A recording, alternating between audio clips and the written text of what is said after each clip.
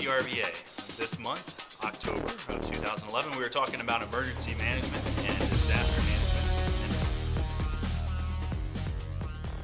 management. Hi, I'm John McClung. I work as a consultant to various companies.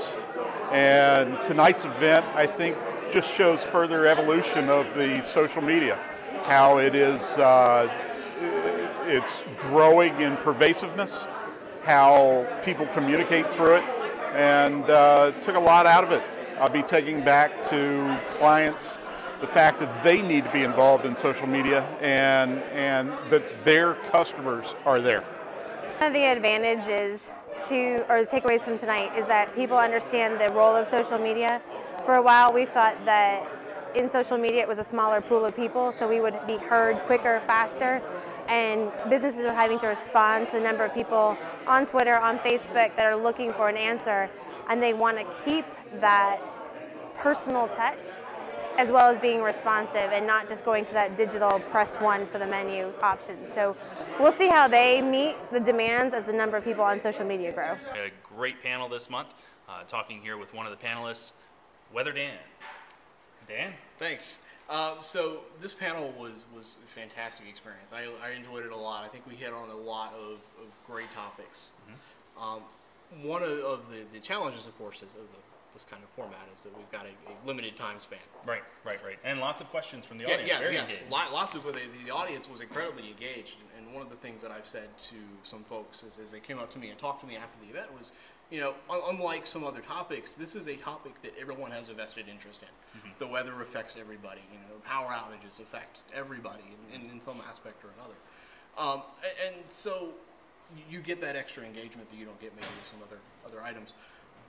One of the things that I think we didn't really get a whole lot of time to hit on, and coming from my perspective as someone who's looking, you know, weather-wise at an event kind of before and as it happens, is a topic that's come up a lot in the meteorological community, something called warning fatigue. And the theory behind this is that we throw so many warnings at people. We throw, you know, all these sirens, all these alerts, that a lot of times people tune out. Mm-hmm. They say, hey, it's another warning, nothing's happening. Right. I'm going to say ignore it. Right. I know. I think the same thing when I see that come up across the bottom of the screen. Yeah. Like, all right, just be quiet so I can watch TV. Yeah, severe thunderstorm warning, why are you interrupting Jeopardy? and so one of the big topics in the meteorological community now is applying social science to the physical science. So It's not so much anymore the science of just meteorology, you know, what's happening with the weather. It's how people respond to the weather, how people respond to communication about the weather. Okay. What kinds of things can we say to them to get people to take action? The National Weather Service did a post-event report analysis of their events from the Joplin, Missouri tornado on May 22nd. Mm-hmm. And one of the things they found is that a lot of people were either ignoring early communications, early warnings, early sirens, or they didn't understand what it meant.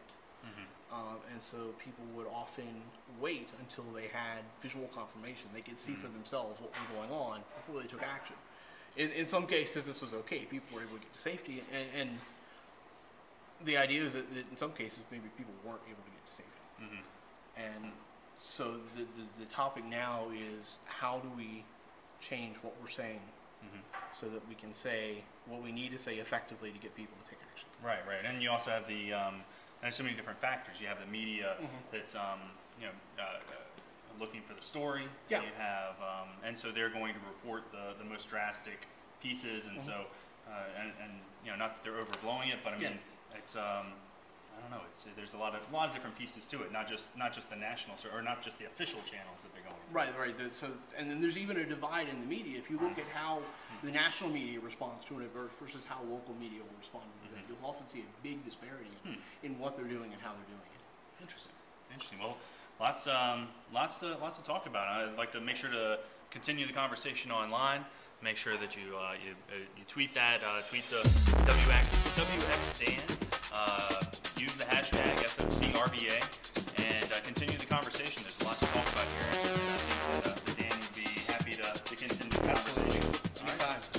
Thank you. That wraps up the SMCRVA. We're able to follow all the conversation on Twitter. Make sure to continue the conversation. Hashtag SMCRVA. Follow SMCRVA on Twitter. Also, continue the conversation on Facebook, Social Media Club of Richmond. Next month, we're going to have politics, and we're also going to have social media and nonprofits. So watch for the upcoming news. If you get it, share it.